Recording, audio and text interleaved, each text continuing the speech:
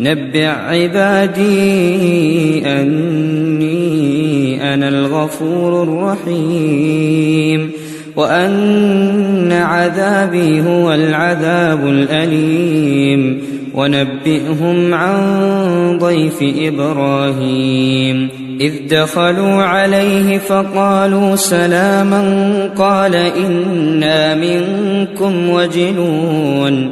قالوا لا توجل إنا نبشرك بغلام عليم قال أبشرتموني على أن